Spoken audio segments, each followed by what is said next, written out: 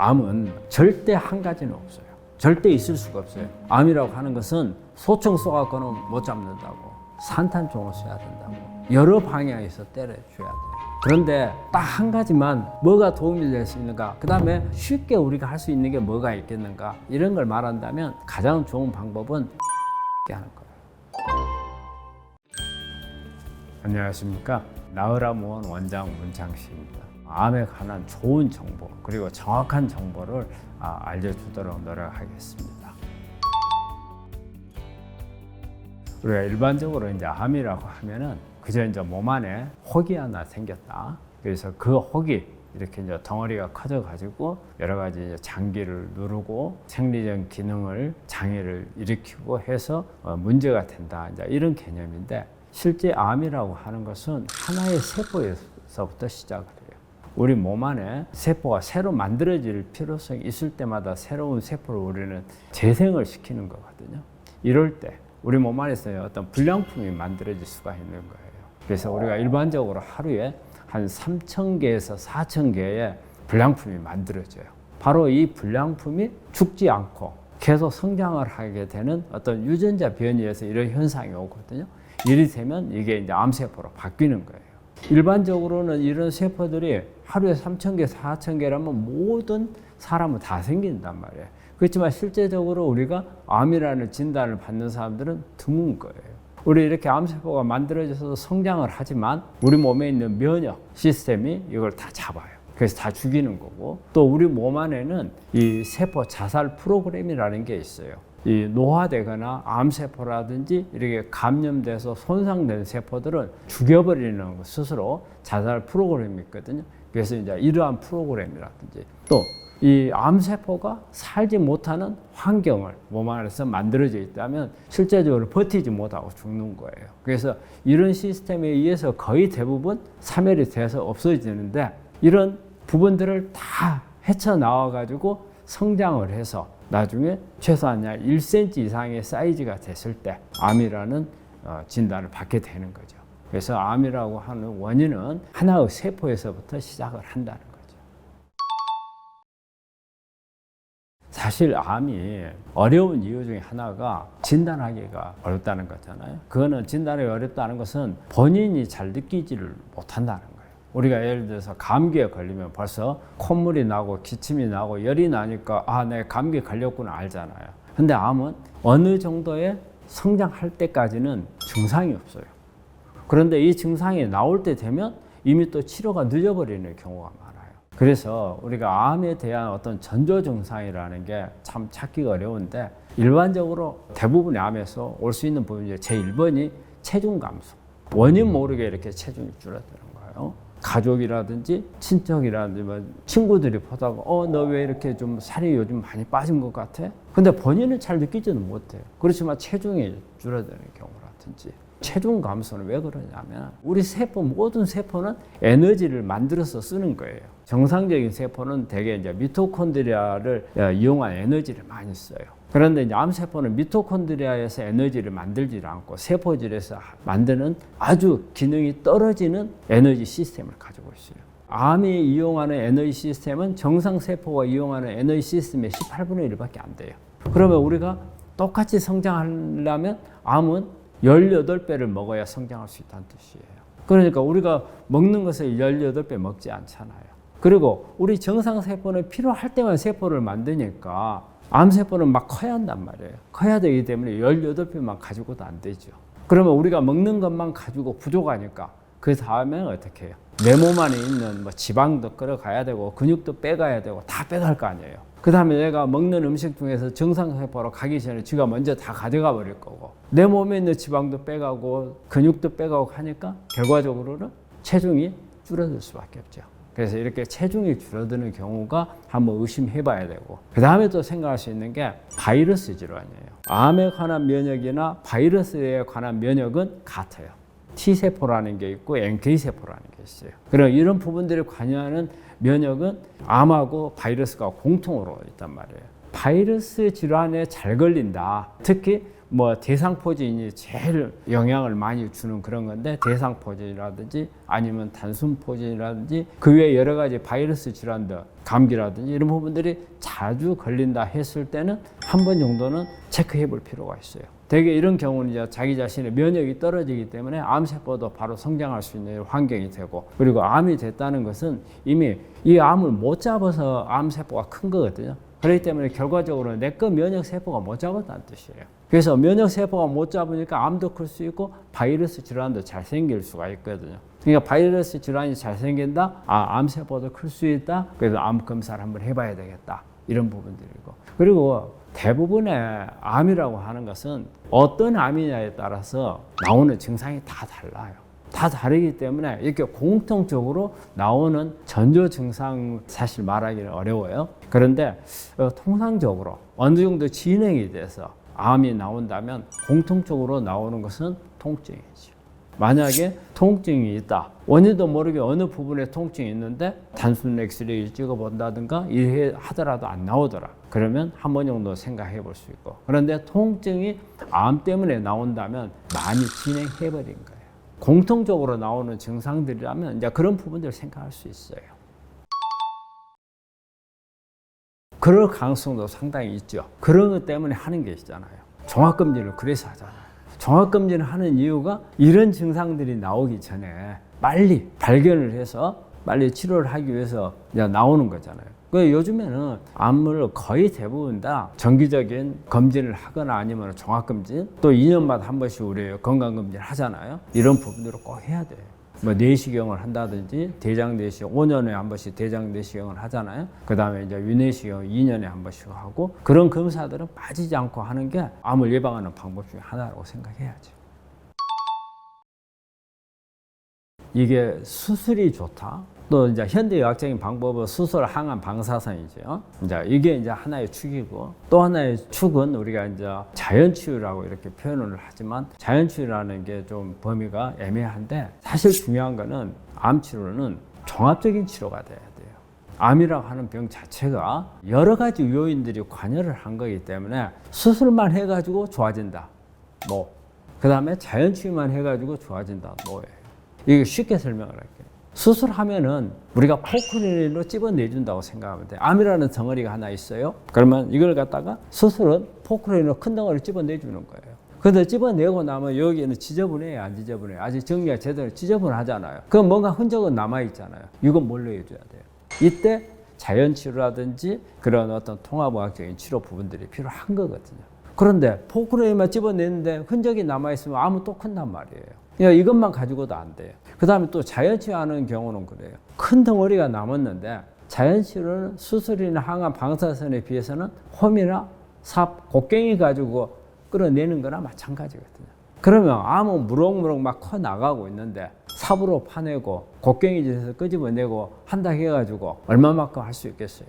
다 안 되겠죠. 같이 다 필요하다는 거예요. 저는 이제 내가 우리 환자들한테 이렇게 강의를 할 때 현대의학적인 방법, 그 외에도 면역이 한 축이 있어요. 면역을 조절해 줘야 되는 거. 암이라고 하는 것은 유전자 변이가 생겨서 변이에 의한 신호 때문에 성장을 하는 거거든요. 그럼 유전자 신호를 차단시켜 줘야 돼요. 이게 차단하는 치료. 대학에서 하는 것은 이게 이제 표적 치료가 되는 거고, 자연치유 개념에서 하는 것은 후성 유전학적인 암 치료라는 게 있어요. 이런 부분이고. 그 다음에 암을 가지고 있는 주인자, 숙주, 환자의 몸 상태. 몸 상태가 암이 성장하지 못하도록 하는 환경을 만들어줘야 돼요. 그런데 이게 환경을 만들어주는 거에 보통 자연치유하는 사람들이 여기에만 관심을 가져요. 암이라고 하는 것은 어느 게 좋느냐가 절대 아니에요. 다 합쳐져야 되고, 어느 하나라도 빠졌을 때는 완벽하게 치료하기가 어렵다는 생각을 해야 돼요. 암은 뿌리가 조금이라도 남아있으면 다시 크는 거예요. 그러니까 그런 뿌리들을 다 없애려면 그런 부분들을 종합적으로 해야 된다는 거죠. 저는 우리 암 환자한테 강의할 때 항상 그 이야기를 해요. 어떤 부분이냐면, 암은 소총 한 방으로 맞춰서 잡을 수 있는 병이 아니다. 산탄총을 써야 된다는 거예요. 이 환자의 암이 가장 어떤 게 취약한지를 모르는 거예요. 그 하나를 여러 방향에서 때려가지고 잡아야 된다는 거예요. 그렇기 때문에 어느 게 좋다고 말은 못한다는 거예요. 가장 권하는 음식을 고구마를 나는 가장 권해요. 고구마. 우리가 사실 주변에서 구하기 쉽잖아요. 구하기 쉽고 또 아직까지는 보면 우리 환자들이 항암 음식으로 제1번으로 내세우지는 않아요. 되게 뭐 마늘, 토마토 뭐 이런 것들을 말을 하는데 고구마가 나는 1번으로 봐요. 이 음식이 얼마만큼 면역을 올리는가 하는 검사법이 있어요. 실제적으로 혈액을 뽑아가지고 이렇게 검사를 보내면 각자 개인별로 해가지고 어떤 사람은 어떤 음식이 가장 면역을 많이 올린다 이런 데이터가 나와요. 그리고 어느 정도까지 올린다는 데이터가 나와요. 그래서 이게 이제 램 테스트를 하는데 이 검사를 해보면 고구마가 항상 1번으로 나와요. 우리 병원에서는 항상 이제 간식으로 항상 주거든요, 고구마를. 그러면 도대체 안에 어떤 성분들이 들어있어가지고 이제 그런 효과를 내느냐, 이렇게 보면은 고구마 속에는 우리가 고구마를 먹으면은 감자는 줄기 같은 게 안 걸리는데 고구마는 안에 먹다 보면 찌꺼기 같은 줄기가 걸리잖아요. 이게 이뉼린이라는 거예요. 다당체지만 이게 중요해요. 그래서 이 이뉼린이 여러 가지 식이섬유를 우리 몸에 제공을 해줘서 이 식이섬유가 발효가 되면서 안에서 여러 가지 에너지 공급도 해주지만 이게 항암 작용을 하는 유전자를 끌 수 있는 그런 성분을 만들어내는데 도움을 줘요. 그리고 또 하나 있는 게 우리 고구마 보면 보라색이죠. 심지어 요즘에는 고구마 안에 있는 과즙도 이렇게 보라색으로 나오니 그래서 요즘에 뭐 보라색 고구마 이런 거 나오잖아요. 이게 보라색이 안토시아닌이거든요. 이것도 강력한 파이토케미칼이면서 유전자도 끄고 암을 억제해주는 항산화 작용을 하는 그런 물질이 있거든요. 그래서 저는 제 1번으로 고구마를 꼽아요. 껍질째 먹는 게 좋고 그 다음에 고구마를 먹을 때는 우리가 고구마를 제일 많이 먹는 게 어떻게 먹어요? 구워서 먹는 게 많죠. TV나 이런 데도 좀 고구마 굽는 통에 해가지고서 그 막 먹고 하잖아요. 근데 그렇게 먹는 것은 효과를 떨어뜨려요. 왜냐하면 이게 찌거나 구우면은 단맛이 더 나요. 당도가 높아져. 근데 우리가 당이 많아가지고는 좋을 거 없잖아요. 당은 줄여야 되거든. 그래서 생으로 먹는 게 좋아요. 그래서 고구마는 생으로 먹는 게 좋다. 그 다음에 또 하나 이제 우리가 음식을 내가 추천한다면 비트. 비트 먹어봤죠? 비트 약간 단맛이 나죠? 먹을만 해요. 그래서 우리 이제 잘게 썰어가지고 우리 환자한테 주는데 비트는 왜 중요하냐면요. 비트 속에도 여러 가지 성분들이 들어있어요. 특히 이제 보면은 안토시아닌 이것도 들어있고 베타인이라는 우리 몸에 중요한 해독하는데 관여하는 그런 물질도 들어있고 비트가 내가 이제 가장 추천하는 것은 비트 속엔 미네랄이 많다는 거예요. 사실 우리 암 환자들한테는 미네랄이 중요해요. 왜냐하면 암은 대부분 다 몸이 산성화가 돼요. 우리가 먹는 음식이 다 산성 물질이에요. 쌀밥 먹으면은 이게 탄수화물이잖아요. 그러면 뭐가 돼요? 젖산을 만들어내요. 자, 그 다음에 고기를 먹으면 단백질이죠. 그러면 아미노산이죠. 그 다음에 지방산. 다 산성 물질이에요.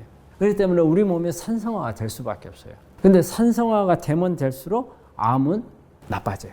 그리고 우리 면역세포가 산성화가 심하면 암세포를 못 잡아요. 그래서 어떻게 해서든지 산성화를 막아줘야 돼요. 그러면 산성화를 유일하게 막을 수 있는 방법은 미네랄이에요. 미네랄 중에서도 알칼리성 미네랄, 그게 칼륨이에요. 칼륨이 많은 음식. 아까 고구마도 칼륨이 많아요. 칼륨이 많은 음식을 먹어야 되는데 이 칼륨이 많은 음식이 비트가 칼륨이 많아요. 그 다음에 또 하나는 이제 마늘이에요. 이제 마늘은 대부분 다 누구나 이제 항암 음식으로 제1번으로 꼽는 거니까 옛날 타임즈에서 발표한 세계 10대 항암 음식 제1번이 마늘이었으니까 마늘은 그냥 먹으면 마늘 효과 별로 안 나요. 마늘 속에는 두 가지 아주 강력한 항암 작용을 하는 성분이 들어있어요. 알리신이라는 성분이 하나 들어있고 그 다음에 하나는 설포라판이라는 황 성분이 있어요. 우리 마늘 먹으면 톡 쏘잖아요. 그게 황이에요. 황. 이런 배추나 무도 약간 쏘는 맛이 있어요. 그런데 마늘은 되게 쏘죠. 그건 황이 그만큼 많다는 뜻이에요. 그런데 알리신을 마늘을 통해서 많이 얻어야 되는데 통마늘을 먹으면 우리 몸 안에 알리신이 안 들어와요. 우리 마늘 속에 들어있는 알린이라는 성분이 있거든요. 이게 알리신으로 바뀌어야 돼. 우리 몸에서 필요한 것은 알리신이에요. 알린이 아니에요. 그러면 알리나젤의 효소가 알린에서 알리신으로 바꿔줘야 되는데 알리나젤은 효소가 공기하고 산소가 필요해요. 빛이 필요해요. 햇빛이. 그러니까 통으로 있으면은 이 안에 들어있는 성분이 알리나젤가 활성화가 안 돼. 알리신을 못 만들어요. 그래서 가장 좋은 게 고기 먹을 때 그 마늘 먹으면 통마늘을 먹는 것보다는 편마늘을 먹죠. 잘게. 그게 지혜 중에 하나예요. 그게. 그런데 그보다 더 좋은 것은 우리 김치 담거나 이런 거 할 때 마늘을 어떻게 해요? 다지죠. 마늘은 가장 큰 효과를 내는 것은 다진 마늘이에요. 통으로 익혀버리면 효과가 없어요. 제대로 효과를 보려면 다진 마늘을 먹어야 된다. 근데 내가 지금 세 가지를 이야기를 했잖아요. 근데 이 세 가지가 각 사람한테마다 정말 항암을 하고 면역을 올려주는 작용은 다 틀려요. 그러니까 고구마가 내가 높다고 했는데 모든 사람한테 고구마가 높느냐? 그것도 아니에요. 그 다음에 마늘이 우리가 타임지에서 말하는 제1번의 항암 음식이지만 모든 사람한테 항암 작용을 하느냐? 그건 아니에요. 그거는 개인마다 다 달라요. 그 사람의 체질이라든지 이런 거에 따라 다르기 때문에 우리 환자들이 어때요? 책 같은 거, 뭐 언론 방송 같은 거 어느 음식이 몸에 좋은가 막 보잖아요. 책 보는 사람들이 책 한 서너 권 보잖아요. 그러면 책 딱 덮어야 돼. 왜 뭘 먹어야 될지 모르는 거예요. 이 책에 보면 이게 좋다 했는데 다른 데 보면 또 다른 거 나중에 보면은 모든 것이 다 항암 작용이 있는 것 같고 모든 것이 다 항암 작용이 없는 것처럼 보이는 거예요. 그래서 요즘에는 과학이 많이 발달했잖아요. 나한테 그러면 맞는 면역을 높이는 음식은 뭔가? 그걸 검사할 수 있는 방법이 없겠는가? 있어요. 그래서 저는 우리 환자들한테 그 검사를 전부 다 하게끔 하거든요. 책이라든지 그게 볼 필요 없어요. 그냥 그 나와 있는 어떤 음식이 내 면역을 많이 높인다. 그 음식이 얼마만큼 많이 올린다까지 나와요. 요즘에는 그 정도까지 과학이 발달을 했어요. 암 치료를 하는데도 과학적으로 해야죠. 피하는 음식은 보통 음식 중에서 암에 가장 안 좋은 음식은 하얀 거 세 가지를 꼭 이야기해요. 하나는 포도당, 우리 쌀 있잖아요. 쌀, 밀가루, 쌀하고 밀가루 이런 부분이 하나고, 그 다음에 하얀 거 설탕, 그 다음에 하나가 소금이에요. 이제 그것은 이제 우리가 하얀 거 하나로서 이제 이렇게 묶고, 그 다음에 또 하나가 사실 트랜스 지방이에요.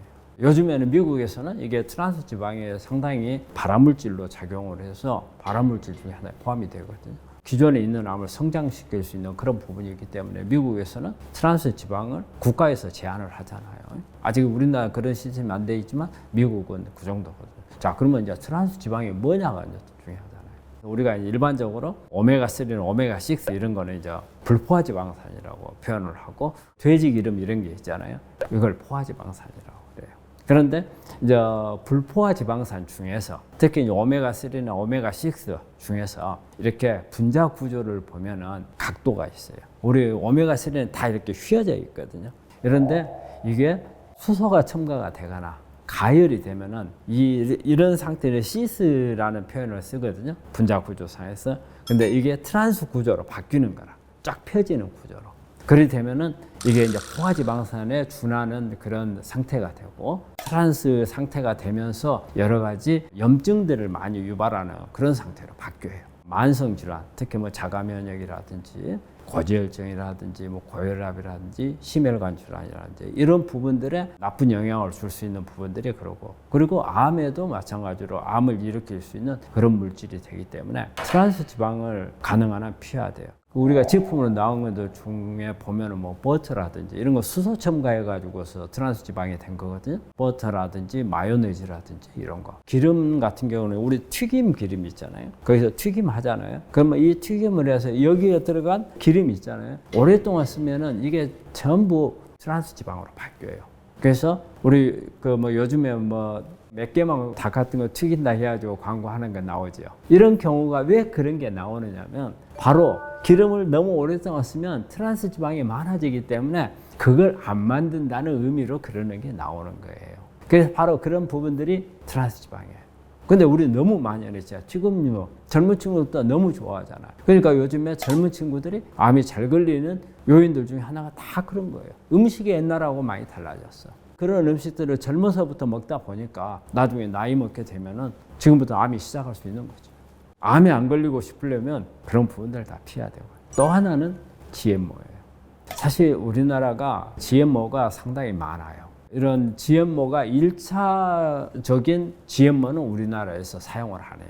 GMO가 많은 게 뭐 콩이라든지 옥수수라든지 면허라든지 이런 게 GMO가 많거든요. 우리가 예를 들어서 된장을 만든다. 뭐 이럴 때 이 된장에는 GMO가 안 들어가요. 그건 못하게 법적으로 돼 있어요. 하지만 간장을 만든다. 이건 된장을 만들고 그 다음에 간장을 만들잖아요. 근데 2차 가공할 때 그거는 알 수가 없어요. 우리가 1차 가공은 국가에서 절대 GMO를 못 하게 하니까 안 쓰는데 그래도 GMO가 있는 경우가 있어요. 그리고 2차에는 1차로 썼던 콩이라든지 원재료가 GMO인지 아닌지 표시가 안 돼요. 사실은 그 이제 GMO 문제가 있어요. 그래서 GMO를 피하려면 상당히 쉽지 않아요. 그래서 우리 이제 이거는 이제 우리 암 환자한테 내가 설명을 하기 위해서 하는 이야기예요. GMO는 암 환자들이 가능한 한 그런 부분들을 피하려고 하면은 자기가 직접 텃밭에서 재배를 해서 먹거나 아니면 자기가 아주 잘 아는 친척이나 친지들을 통해서 구입해서 먹거나 또 이게 넌 GMO라고 써 있는 가공 식품들이 있어요. 사실은 그런데 GMO를 우리가 실제 파악하기도 어렵고 우리가 일상생활에서 다 벗어나기는 그리 쉽지가 않아요. 그런데 가능한 한 그런 부분들을 좀 피하려고 노력이 필요하다는 거죠. 그래서 나는 가장 우리가 피해야 될 음식이 이런 부분이 아닌가 생각을 해요. 고기가 탄 것도 안 좋죠, 당연히. 단백질이 탄 거거든요. 고기류에서 이제 가장 문제가 되는 게 이제 다이옥신 들어봤죠. 우리 1급 발암물질이니까. 다이옥신 문제예요, 그게 바로. 실제 탄 것도 마찬가지로 다이옥신에 노출이 되지만 제일 문제가 되는 것은 우리 한국 사람들은 직화구이를 좋아해요. 바로 그 자리에서 구워가지고 특히 소고기 같은 바베큐 같은 거 이런 거 하잖아요. 가장 큰 문제가 되는 게 구우면서 탄 것도 있지만 구울 때 어때요? 이렇게 구우면은 기름이 밑으로 떨어지죠. 숯불로 떨어지면서 연기 팍 올라오지요. 이 연기 속에 다이옥신이 들어있어요. 그렇기 때문에 내가 이제 우리 환자들한테 이런 이야기를 해요. 우리 환자분들은 절대 굽지 마라. 옆에 앉아가지고 구운 것을 갖다 준 것만 먹어라. 본인이 구워 먹지는 말라. 나 이런 말을 하거든요. 그 연기가 아주 유해한 거예요. 탄 것도 마찬가지지만 그 부분 특히 더 중요해요. 그게. 이 식습관 중에서 뭐 여러 가지 많아요. 물을 같이 마시면 안 된다, 뭐 규칙적으로 먹어야 된다, 뭐 잘 씹어야 된다, 뭐 다 하지만 제일 중요한 것은 암 환자들한테 제일 중요한 것은 가장 좋은 식습관은 과식을 안 하는 거예요. 그 다음에 제일 좋은 식습관, 소식. 그 두 가지가 나는 최고라고 생각을 해요. 그러니까 우리 인간은 옛날에 몇십만 년 전에 진화를 해왔잖아요. 진화를 하는 동안에 요즘에는 정말 이렇게 음식이 넘쳐나지만 몇십만 년, 몇만 년 전에는 먹을 것을 못 구해가지고 못 먹어서 죽는 게 제일 많았던 거예요. 그러니까 어때요? 진화하는 가운데서 내 뇌에는 음식이 보일 때는 배가 부르게끔 만드는 거예요. 배가 부르게끔 만드는 데는 내가 그때 필요한 양에다가 내가 만약에 다시 고파졌을 때 내 안 죽기 위해서 보충량까지 얹어놓은 거예요. 그렇게 먹어야 내가 배가 부르게끔 그렇게 우리 인체 구조가 돼 있어요. 지금이 와서는 나 굶을 염려는 없잖아요. 그러면 남는 게 꼭 필요한 거 아니잖아요. 내가 꼭 필요한 것만 먹으면 암세포도 가져갈 게 부족하다 그 말이에요. 많이 못 가져가. 그건 남으면 누가 가져가요? 암이 없었을 때는 살이 찌는 거죠. 암이 있으면 암세포가 가져간단 말이에요. 그럼 남기지 말고 안 남기지 않는 게 중요하죠. 그래서 우리가 실제적으로 통계적으로 나와 있는 것보다는 나는 밥은 내가 평소에 배부르게 먹었을 때 3분의 2만 먹으라고 그래요. 3분의 2 양이면 충분해요. 근데 처음에는 그렇게 먹으면 배가 고파. 왜? 뇌에서 아니 비축해야 되겠는데 왜 넌 안 넣어주느냐 이런 신호를 보낼 거 아니에요. 그게 우리가 배고프다는 것을 느끼는 거예요. 그런데 이 배고픔은 이제 한 달 정도 되면 뇌에서 와 우리 주인은 이제 안 넣어줘 더 이상. 그러면 이제 적응이 돼요. 그래서 소식은 한 달 정도만 본인이 잘 노력을 하면 그 다음에는 적응을 하고 소식을 할 수가 있어요. 이 과식은 그게 이제 문제가 되는 게 뭐냐면 남아서 암세포가 가져가기도 하지만 또 우리 몸에서 비만을 하게 되면은 어떤 현상이 와요? 그런 부분들을 소화를 시키기 위해서 인슐린이 나오잖아요. 그래서 나중에는 인슐린 저항이라는 게 생겨요. 인슐린 저항이라는 것은 우리 몸에 포도당을 세포 안에 넣어줄 때 필요한 게 인슐린인데 이제 이게 어떤 염증이라든지 이런 거에서 문이 닫혀 잘 안 열려. 그러니까 인슐린 양을 막 늘려 밀어넣기 위해서. 그게 이제 인슐린 저항이 되고 심해지면 어때요? 나중에 그게 당뇨로 넘어가는 거거든요. 인슐린이라는 호르몬은 암세포를 키우는 호르몬이에요. 결과적으로 많이 먹어서 암세포한테 뺏겨서 득될 게 없고 인슐린 높아져가지고 오히려 암을 키우는 영향까지 과식을 하면 영향을 준다는 거예요. 그렇기 때문에 과식이 제일 나쁘고 그 다음에 소식이 제일 좋고 그렇죠. 암은 절대 한 가지는 없어요. 절대 있을 수가 없어요. 암이라고 하는 것은 소총 쏘아서는 못 잡는다고, 산탄총을 쏴야 된다고, 여러 방향에서 때려줘야 돼요. 그런데 딱 한 가지만 뭐가 도움이 될 수 있는가, 그 다음에 쉽게 우리가 할 수 있는 게 뭐가 있겠는가, 이런 걸 말한다면 가장 좋은 방법은 몸을 따시게 하는 거예요. 평소 때 우리가 암세포를 잡는 것은 우리가 수술이나 항암 방사선을 하지 않는다 그 말이에요. 안 하는 상태에서 우리가 수술이나 항암 방사선이야 길어야 뭐 1년이란 말이에요. 근데 암이라고 하는 것은 관리가 5년 10년 관리해야 되는 거예요. 그러면 그 5년 10년 동안 항암이나 이런 것만 하고 있을 수는 없는 거잖아요. 근데 평소 때 관리해야 되고, 암이 생기지 않는 사람한테 예방한다고 해가지고서 항암제 쓸 거예요? 그건 아니잖아요. 그렇다면은 어떻게 관리하는 게 가장 좋으냐? 면역 관리가 제 1번이에요. 면역은. 면역이 한마디로 우리 몸에서는 면역이라고 표현하지만 나라로 따지면 군인이요, 경찰이에요. 군인이나 경찰이 우리나라를 방어를 해주고 있는 거잖아요. 우리 몸에서는 면역 세포들이에요. 이 세포들이 능력을 극대화시켜 준단 말이에요. 그러려면 가장 좋은 방법이 우리 몸에서는 체온이에요. 체온을 높이는 게 가장 중요해요. 그래서 우리 한국 사람들은 특히 좋은 게 있어요. 온돌. 몸을 항상 따뜻하게 해줄 수 있잖아요. 상당히 우리가 온돌이라는 게 암을 예방하는데 아마 역할을 해왔을 거예요. 그래서 요즘에는 고주파라든지 뭐 전신온열이라든지 열을 높여주는 치료법들까지 다 있잖아요. 그리고 우리가 암 환자들을 보면 되게 저체온이에요. 36도 5분 이하가 많아요. 그러면은 36도 5분 이하로 이렇게 저체온이었기 때문에 암이 왔다고 볼 수도 있는 거예요. 그러면 체온을 높여주면 우리가 37도 2부까지가 정상 체온이거든요. 한 36도 8부에서 37도 사이에 평소 때 열을 유지할 수 있게끔 한다면 암을 많이 예방할 수가 있어요. 근데 그러면 맨날 우리 이불 속에 들어가 있어야 될까요? 안 되잖아요. 그러면 열을 높여줄 수 있는 방법들이 뭐예요? 열을 높여줄 수 있는 방법이, 제일 좋은 방법이 운동이에요. 운동하고 나온 우리 뭐 막 땀도 나오고 막 뜨끈뜨끈 하잖아요. 그런 부분도. 그 다음에 스트레스를 줄이는 거예요. 스트레스가 많을수록 체온이 떨어져요. 특히 젊은 직장인들이 있잖아요. 직장인들 번아웃이라고 하죠. 지쳐가지고 일어나지도 못하고 아침에 눈 뜨고 일어나서 밥 먹을 때도 정신 하나도 없고 직장에 가가지고서 커피 한 잔 마시고 나면 그때 정신 난다는 사람들. 이런 사람들은 체온 제법 떨어져 있어요. 그건 스트레스예요. 그러면은 내가 직장에서 그런 스트레스를 갖다가 다 떨치지 못한다면 뭘 해야 돼요? 주말이라도 내 스트레스를 풀어버릴 수 있는 운동도 좋고, 아니면 취미생활도 좋고, 그 다음에 뭐 등산이나 여행이나 이런 것을 해서 내 몸의 체온을 높이는 방법이에요. 그게 가장 좋은 예방법이에요. 이제 운동이라고 하는 것은 뭐 우리가 근력을 기르려고 하는 사람들이 운동을 하는 경우 있고, 뭐 여러 가지 운동이 있잖아요. 자, 그럼 암 환자는 어떤 운동을 해야 되느냐? 암 환자도 암 환자한테 맞는 운동이 있어요. 내가 이런 경우 봤어요. 예전에 등산하는 사람이에요. 등산을 하는 사람인데 일주일에, 자기 말로는 일주일에 5일 정도 종주 등반하는 사람이에요. 근데 이 사람이 암에 걸렸어요. 그럼 이 사람이 와가지고 나한테 와서 상담을 하는데 하는 이야기가 그래요. 내가 왜 암에 걸렸는지 모르겠다는 거예요. 자기는 날마다 운동을 했다 이거예요. 날마다 운동을 했고, 그 다음에 산에서 채식만 좋은 거라 해서 다 먹었다 이거예요. 나한테 왜 걸렸느냐고 나한테 물어보는 거예요. 그래서 내가 뭐랬어요? 당신은 그래서 걸렸다고 그랬어요. 그게 바로 운동이 잘못된 거예요. 암세포는 저산소 지역을 좋아해요. 산소가 없는 걸 좋아해요. 그다음 미토콘드리아를 이용을 해서 에너지를 만드는 산소가 있어야 돼. 근데 암세포는 미토콘드리아가 기능이 떨어져야 암세포로 가는 거예요.